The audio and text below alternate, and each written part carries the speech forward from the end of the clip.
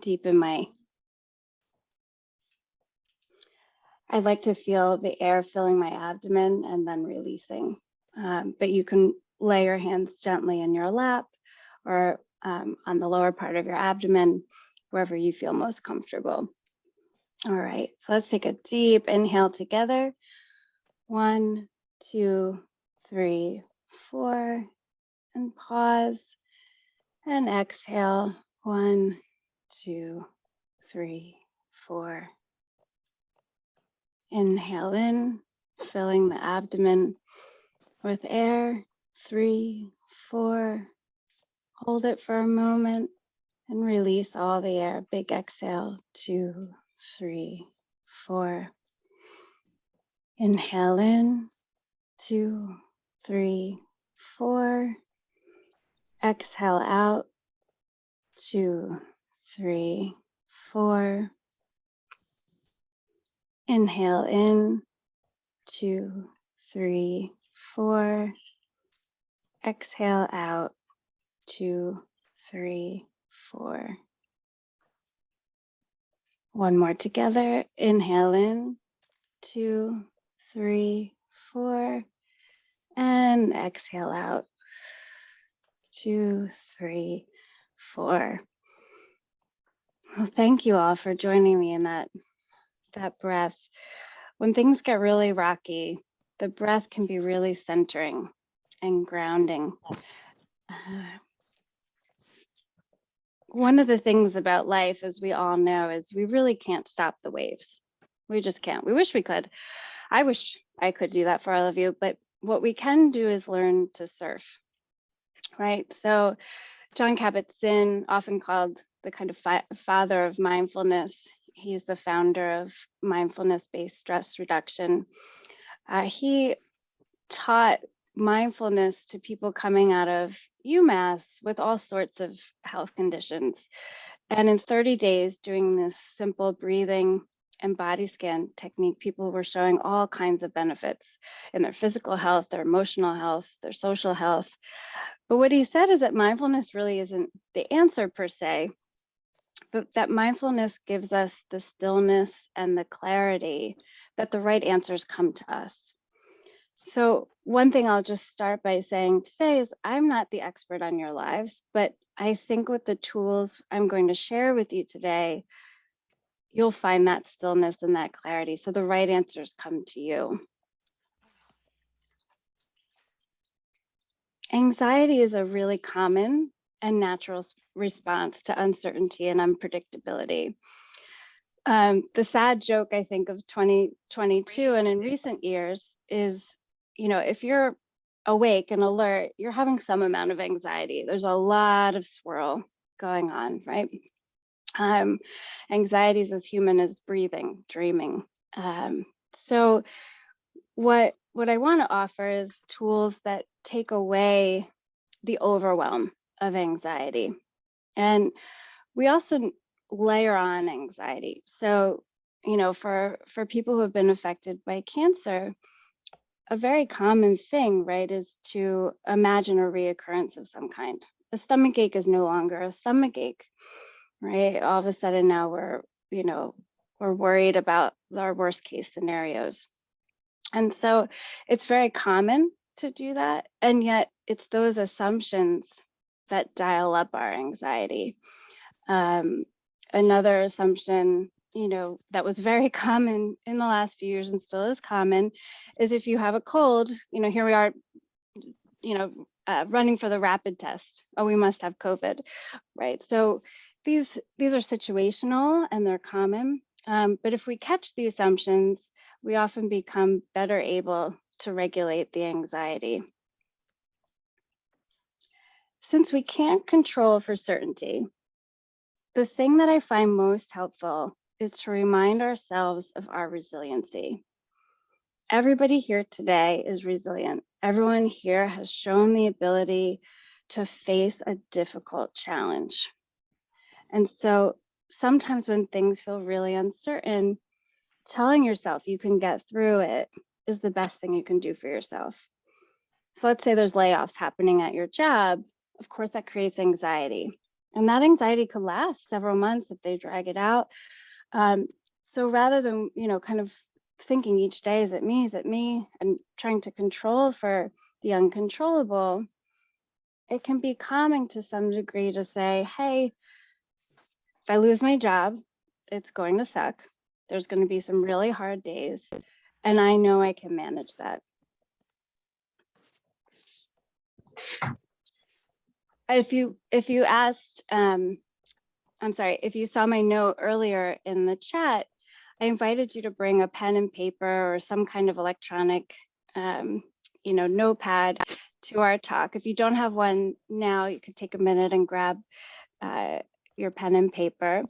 I think if you can privately write down your worries, this talk can be a little bit more meaningful to you and start to draw connections between what we're talking about and the unique ways that anxiety shows up for you. So I've gone ahead and put some things up on the slide that people commonly talk about are day-to-day worries, illness, public humiliation, finances, health, concerns for other family members, feeling incompetent, political changes. These are just some of many. If people feel open and free, you can add worries that I've missed in the chat. A common one this time of year is disappointing others. We can feel torn. We have 2 holiday parties we're invited to. Maybe we go to one or none.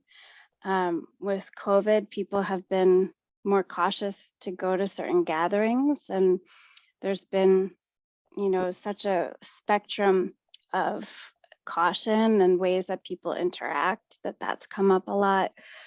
So take a moment here. I'm going to be quiet so you can focus and write down the 3 worries you feel that frequently show up for you. You won't be asked to share this at all. This is for your own private work.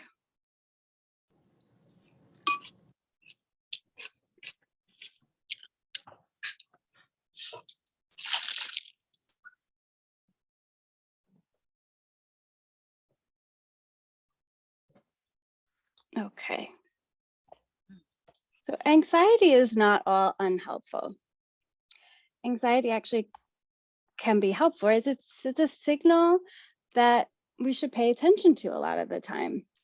So let's go back to the first slide and think about somebody who's concerned about their competency, right? So let's say you have an important talk coming up, or an important meeting coming up. Maybe the anxiety signal you feel could point you to pull up some research papers, or to consult with a colleague, or to get together a group of people to brainstorm. And so those would be examples that anxiety is helping you instead of taking away from something of value or something important to you. Of course, health is a big value for everyone. And so if you have an anxiety signal going off, back to that stomach ache I mentioned, maybe it's worth a call to your physician, right? Say, hey, it's been going on for a few days. Is there something I should, think about or talk to you about? It can also help you avoid trouble. I had a client say she was on the subway and people were arguing, and it could have amounted to nothing. But for her peace of mind and her safety, she said, next stop, I'm just going to switch subway cars. And the last example I have is in relationships. When your needs aren't getting met in a friendship, in a romantic relationship, in a family relationship, that signal you feel could motivate you to have a difficult conversation, potentially end a relationship and find a more suitable one. So these are just a few examples of how it's helpful. Anxiety, when it's unhelpful, we all know what this feels like. We get overwhelmed, we procrastinate, we can't concentrate, we often can't sleep. We start to isolate at times and not reciprocate communication with others. And we can be quick to identify a threat where it doesn't exist. So a good example is I have I have a toddler. She's just coming out of this stage. For those of you parents on the call, she puts everything in her mouth. And so the other day she wanted to put something in her mouth, and what is that? And it was just a goldfish, the goldfish cracker. But my anxiety was telling me to identify a threat where in that moment it didn't exist. So I'm going to direct you back to your list for a moment. And I'm going to have you separate your worries into 2 columns, productive and unproductive, right? So in the example of the helpful anxiety, when you have a meeting coming up and you can turn that into productive action like research and collegiate discussion, that's a good way to kind of let anxiety motivate you towards a valuable goal. An unproductive action, could be spinning your wheels about something that you have no control over. So I'm going to be quiet here again just for a moment, and I'll let you look at your list and see if you could separate out what worries you have feel productive or unproductive. Or you could use the captions helpful or unhelpful.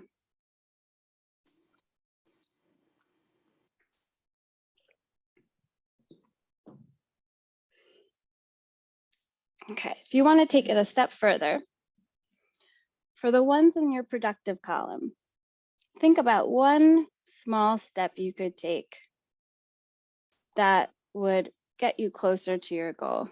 Because the anxiety is likely pointing to something that's important to you, either something you want to do well, or a relationship you care about, or another value you care about. So I'll be quiet again for a minute. Write down 1 or 2 steps you might take that feel within reach that would action that worry. I can't do any more than what I'm doing. Well, not if I want to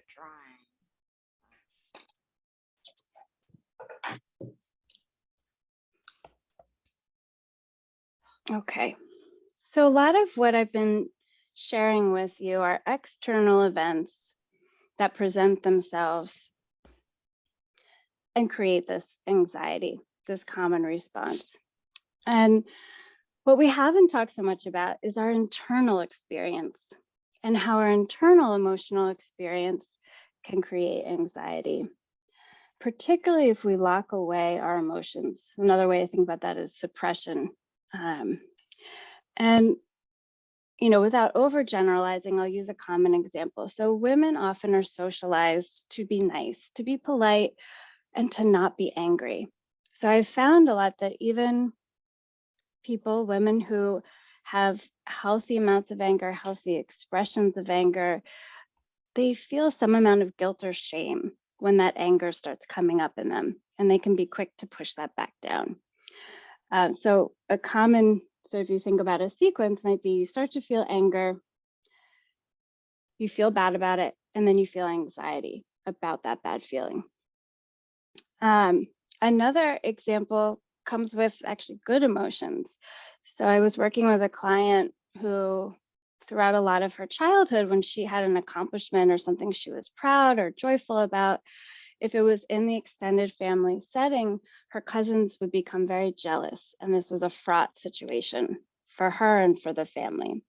So she began to associate for a long time, joy equals unpleasantness, right?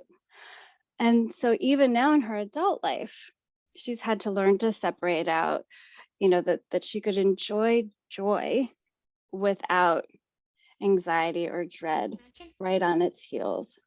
Do you have an elevator? And so I'm going to ask some of you to again reflect for a moment. I'll be quiet here. You are welcome to also, if you feel like sharing in the chat, I always offer it up, but not required, to think about what emotions have been completely off limits for you. Like what was taboo or what is taboo now?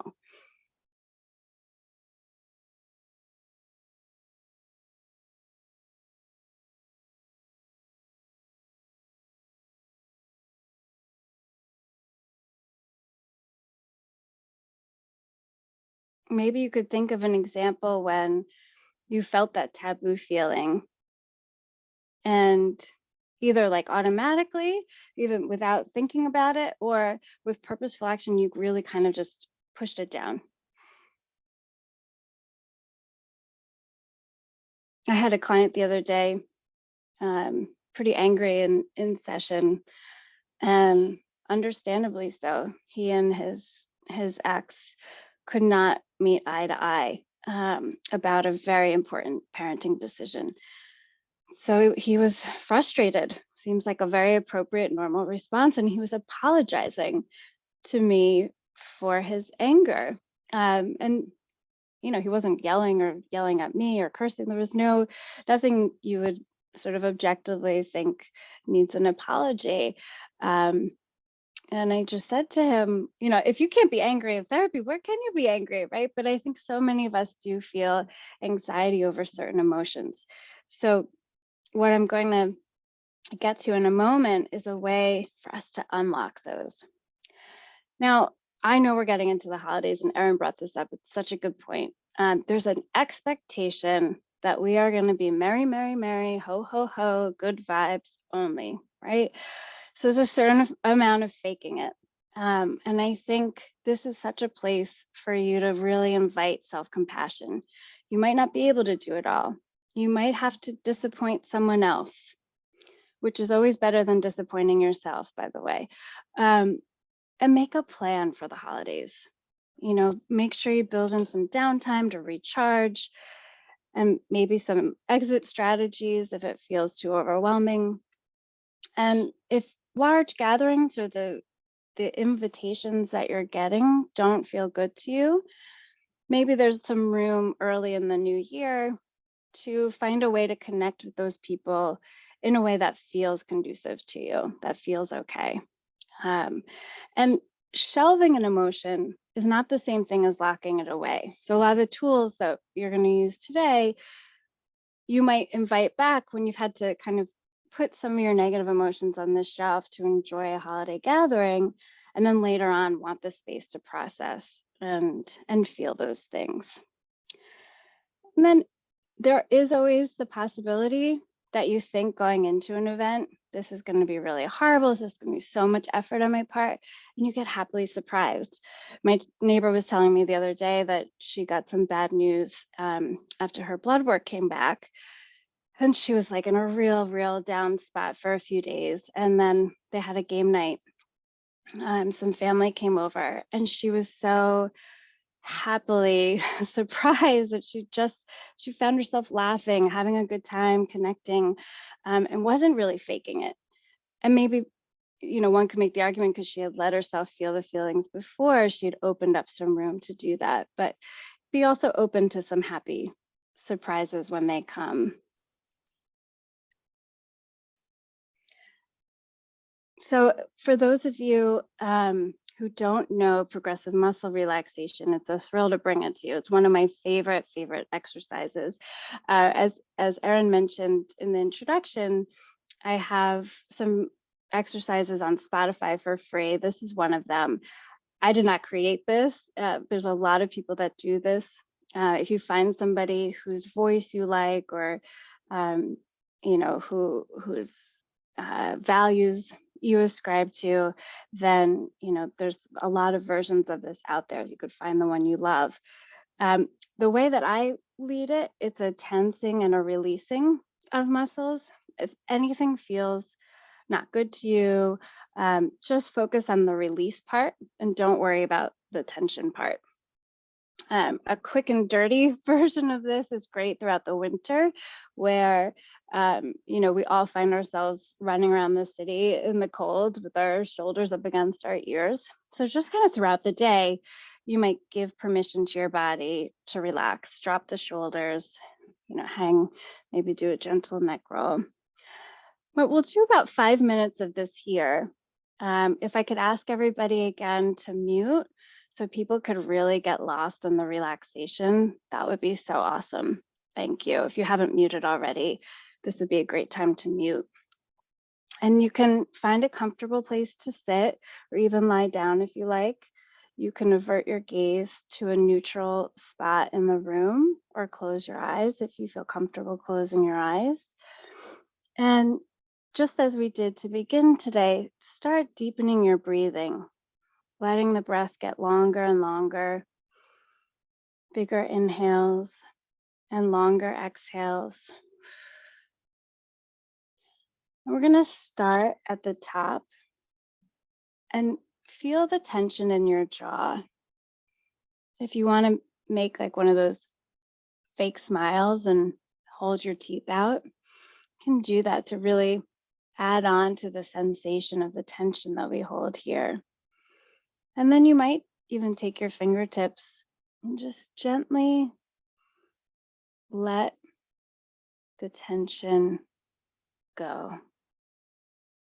You could drop your jaw, stretch it out a few times here.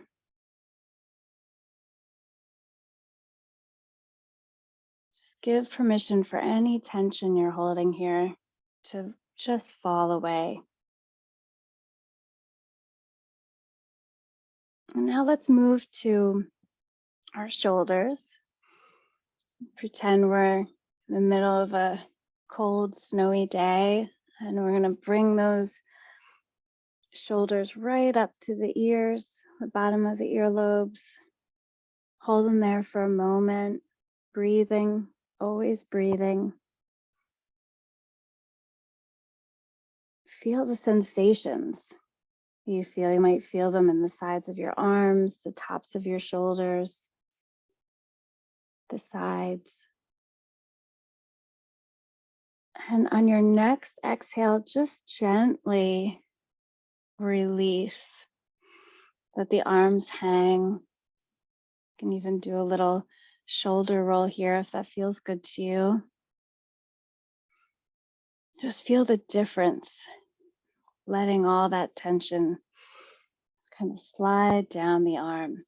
You might even use your visualization to just imagine it rolling right off.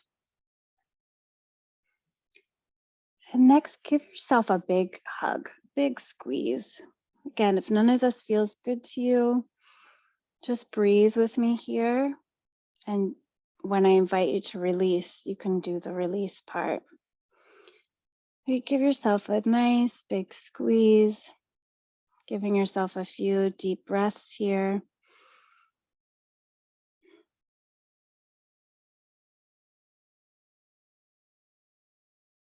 And on your next exhale, again, let the tension roll down your arms. Feel it release from your abdomen. And take a nice deep breath here again together. Now moving to the lower part of our body, I want you to imagine you have a piece of paper between your legs. So squeeze the tops of your thighs together, holding the paper here, feeling the sensations here as you squeeze, and then gently on your exhale, letting the legs fall to the sides, letting the paper fall to the floor, and enjoying that release of any tension you're holding there.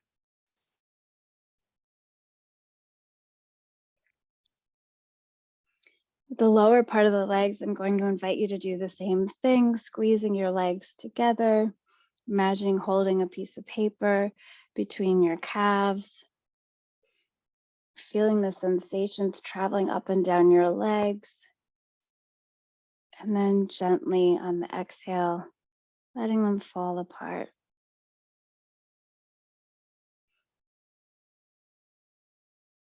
Let's move now towards our feet. If you're sitting, you can plant your feet even more firmly into the ground.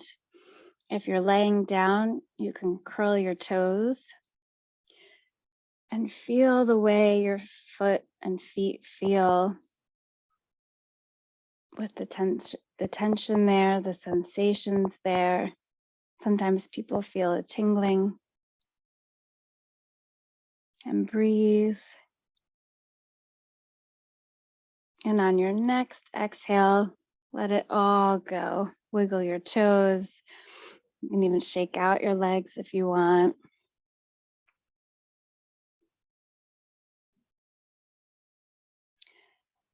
And I invite you to do a quick body scan, head to toe. Does anything feel different to you? Do you feel lighter anywhere? Are you still holding tension anywhere? This is a moment you can go back to any part and give it another invitation to release or shake out. Some of us know where we keep our tension, neck, shoulders, jaw. And sometimes we're surprised when we do this exercise as to where it's been hiding. I invite you all to take one more deep inhale and exhale together. And if you've closed your eyes, you can open them here, return your gaze back to the screen.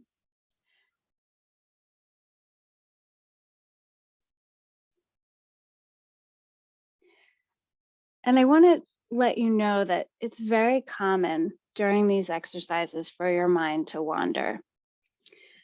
I think people have the myth that when we do these kinds of mindfulness exercises or meditations, guided relaxations, that our mind should be super still, like this image in front of you.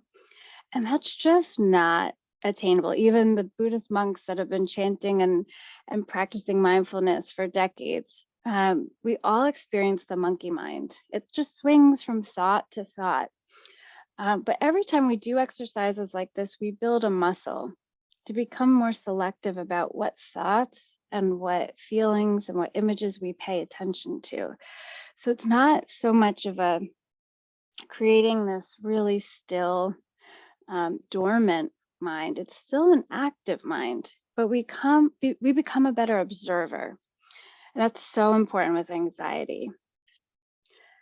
If you go back to your list for a moment, I'm going to ask you to look at that unproductive column and the productive column too, because you could feel it in both. And think about the ways that anxiety shows up in your body. So the progressive muscle relaxation is one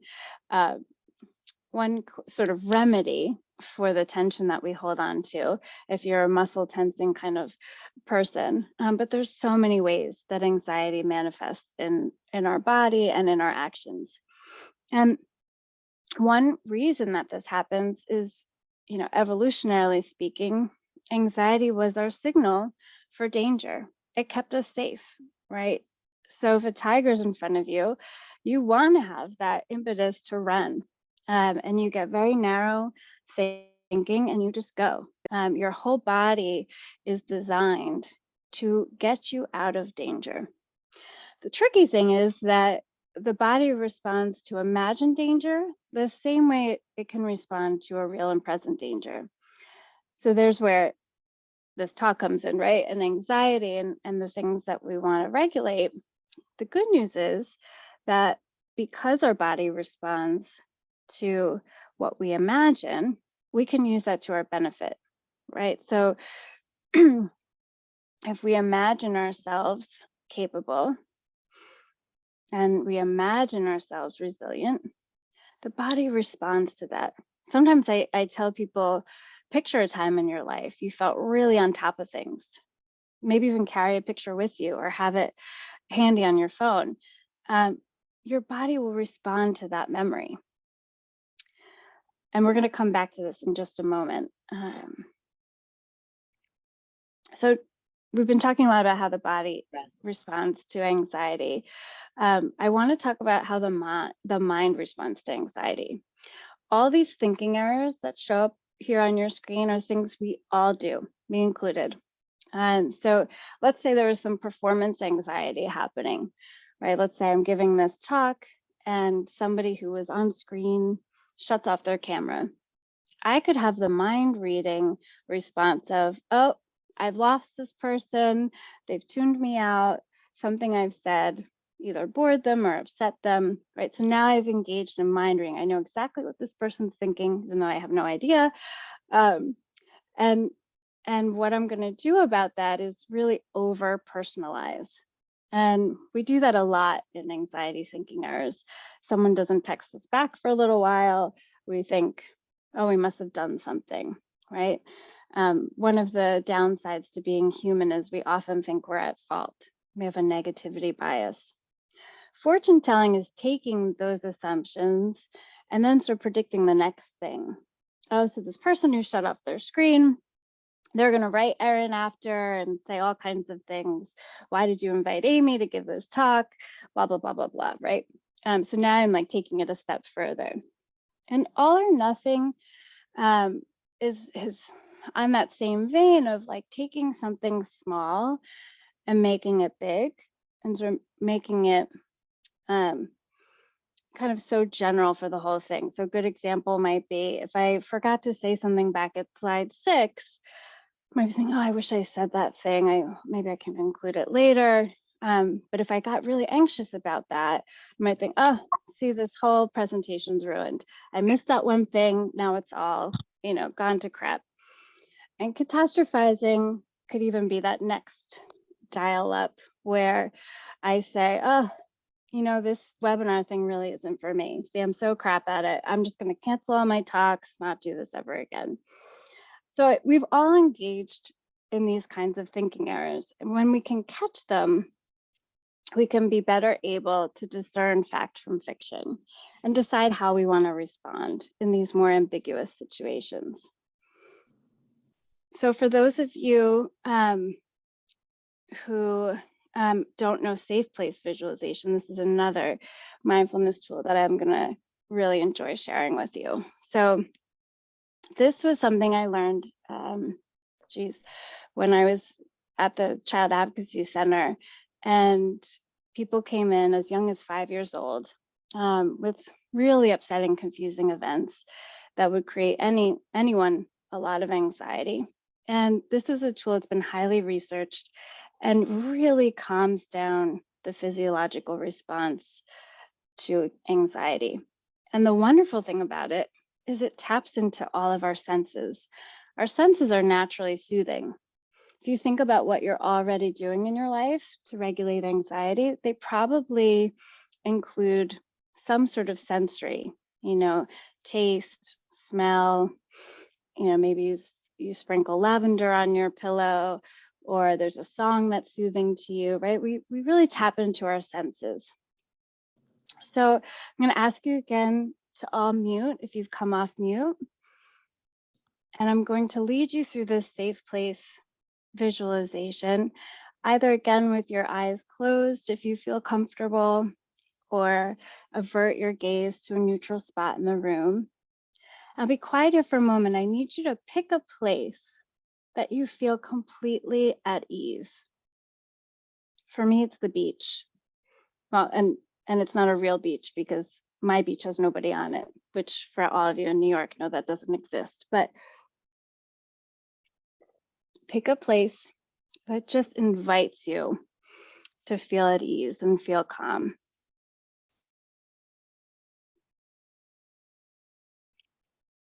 And if you haven't found that place, you can imagine one as well. I had a kid tell me, can I do this on the moon? I said, sure, let's do it on the moon. There's no right or wrong place, as long as this is a place that you find inviting and calming. All right, so now that you're in this place, I'm going to invite you to use all your imaginary senses. So let's start with our sense of sight. What do you see in this place that's so inviting and welcoming? What colors do you see? What shapes do you see?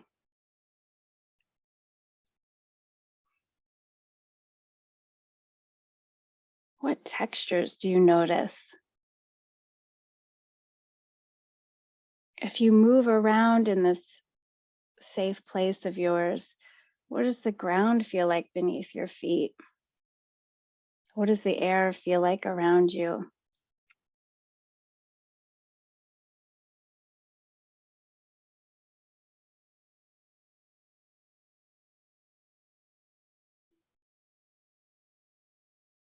And I'm going to invite your imaginary sense of hearing here. What sounds are soothing to you in your place? Are they soft in nature? Are they a little bit loud in nature? High pitch or low pitch? I'm going to be quiet here for a moment so you can enjoy the sounds of your particular place.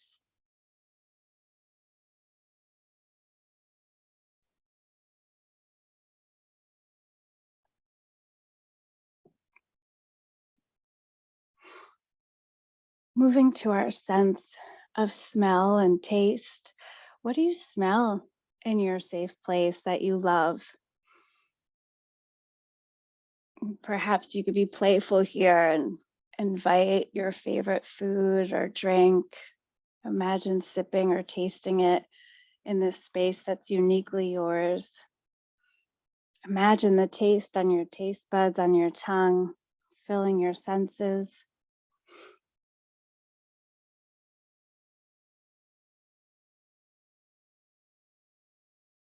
And lastly, let's talk about our sense of touch.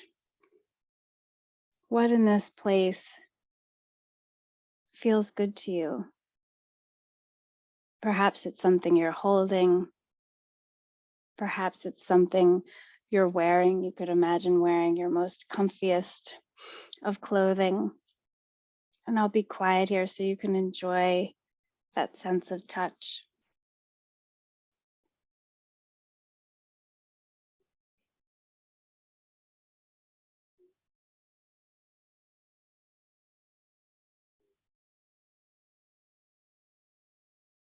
Let's take one deep breath here all together and thank this place for the serenity it brings, for the peacefulness it brings. And know that you can come back here anytime you wish. And when you're ready, if you've closed your eyes, you could open your eyes or return your gaze back to the screen.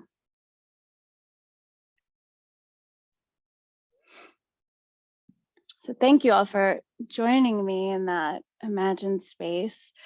Why am I teaching you so many of these tools? I think I've given you some examples of how it's helpful with anxiety, but I also want you to know it's helpful in a lot of areas, right? So it helps focus us, right? You catch yourself drifting off to some worry. You can just go, oh, there's my worry mind. I'm going to bring myself back to this present moment. Clarity, right? We were talking about separating out judgments, assumptions from facts. Stability, right? So we have so many unhelpful thoughts. There's just so much noise, but we can choose not to react. And compassion. This is the key one for me today. If there's something you walk away with today, I want you to have compassion for yourselves. You're all doing the best you can in any one moment, and really to treat yourselves with kindness. So a lot of the tools I taught you, might be between 5 and 10 minutes if you were to sit down and practice them every day. If you like these tools and you want to start a daily practice, I recommend picking an alert time, morning or night. If you're a morning person, night owl, you find the time that works for you. There's so many great resources out there that are free and available. But a way to start it, also super simple, even like 1 minute a day, is to pick something you do daily and just be present for that thing. So let's say you're pouring your morning coffee or espresso, just enjoy the sensory experience of that. And if you notice your mind wandering off, you go, oh, there's my mind wandering off to my 10 a.m. meeting. I'm gonna bring it back to my coffee. Really enjoy the smell I'm smelling around me. So we're building that muscle again, right? So we do it over coffee, then the next time we're at our MRI scan or we're around the table and having a heated family discussion, we're like, oh, okay, we can just breathe for a moment and bring it back and not react. We give ourselves more choices, more options. So I'm going to conclude today with a fun exercise, which is to develop a mantra. Some people love mantras. Some people could take it or leave it. A mantra can be a number of things, but it's really one short phrase that sums it all up for you. A client told me hers, or her most recent one, is to do less things better. I love that. Or you could say to do less things with more presence, right? So this is something you tell yourself that has meaning for you. It really taps into your core beliefs, your goals, the way you want to show up for yourself and for others. And there's no right or wrong way to do this, right? And you can have a mantra as young as 6 years old. So here's Ivy's. I want power. I want sugar. I want special treats. That's her motto, her mantra in this case. I'm an Aries. So I'd love to play a little game with you. And I'll open up the chat. Who can guess from pop culture and capitalism what company has the mantra authentic athletic performance? Who could take a guess?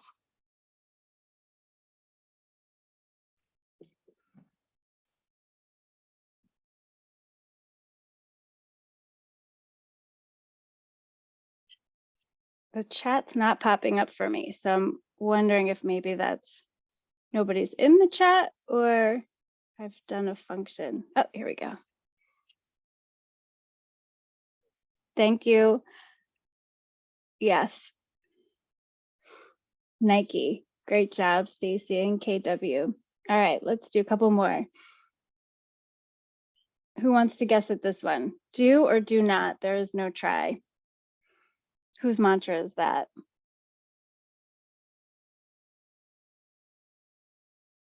Thank you, Rita. Yep, Yoda, nailed it.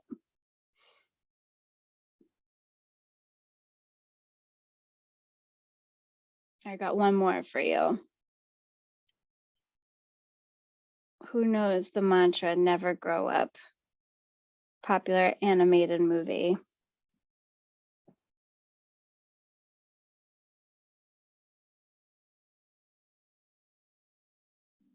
Peter Pan.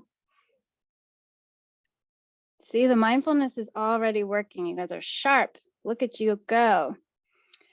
So in the interest of time and leaving some time for the Q&A, I'm going to invite you to take this mantra practice away with you instead of doing it today all together. But what you can do is think about your key values. Think about what you're working hardest on right now and come up with a key phrase that really centers you. Some people, or even give like permission for self-soothing, right? This will pass. I got this. Or it could be a very specific goal, like the one I mentioned earlier, do less things better. But play around with it. It doesn't have to stay the same. You might play around with it for a while and then decide, this one's not working for me. I'm gonna revise it. And the mantra can just be with you and you can pull it out whenever you need it. And the reason I'm inviting you to have your mantra is it affects so many things that are important to us, right? Attention, memory, keeping sight of our priorities, alleviating negative mood, promoting a good outlook, decreasing anxiety and stress, and really inviting some balance. This has been a great group. I packed a lot in this hour. So if we had a lot longer, I would, really kind of stretch out some of those exercises. But I want you to know I have a whole range of those on Spotify you can access for free.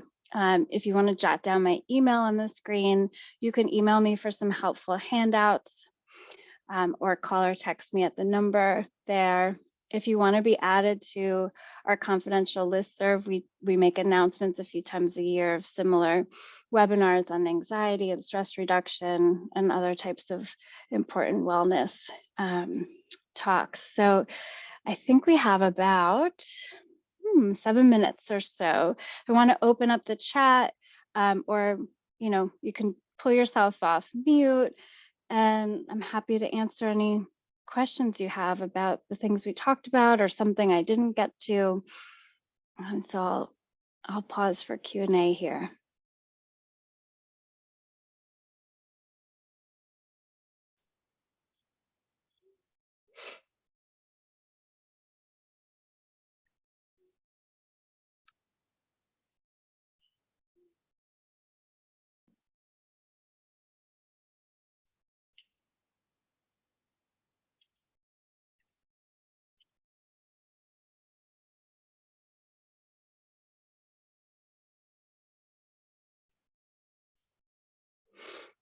Someone asked how to deal with difficult people or difficult situations. Like if there's something, I think the question's intended like, is there something you could do to prep yourself? Which is a great question, because I think so much of anxiety reduction is anxiety prevention, right? And some of it can't be prevented. You have to go to things at times that are anxiety provoking.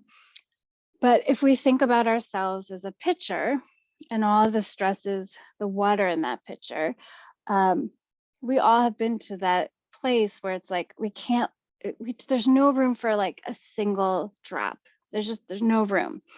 But so if we're trying to keep our stress levels down, whatever you're doing already in your life that gives you that feeling of peace, whether it's a distracting movie, whether it's a really good dinner with a friend, some sort of purposeful, meaningful connection. I think if there's anything that we learned in the pandemic is that we're not islands. We really need connection with others. And we also need our downtime and our time to recharge. But so anything you could do proactively can really, really help.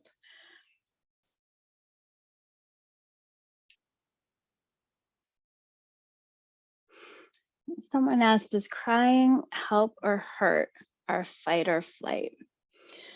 I don't know if it does either, to be honest. So once the fight or flight response comes in, our anxiety has signaled to our body that we're in a dangerous situation and we need to get out of it.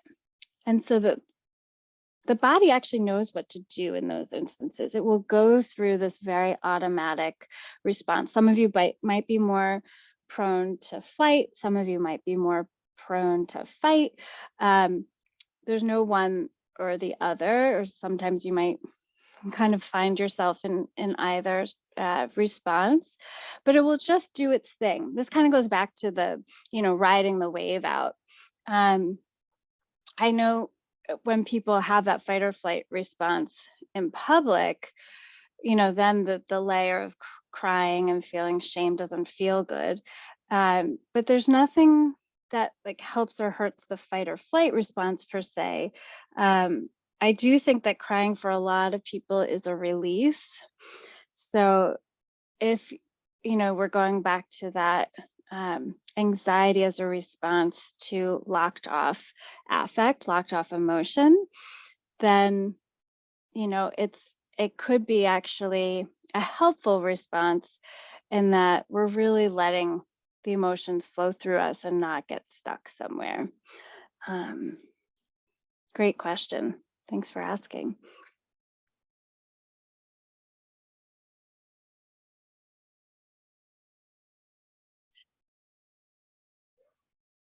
Well, I just want to thank you all. I really appreciate everyone jumping in for the questions, and I appreciate everybody's participation. I hope that you'll take some of the tools. Sorry, one more question coming in. Do you offer and find virtual services to be helpful for people who are out of the area? If you had asked me before the pandemic, I would have said no.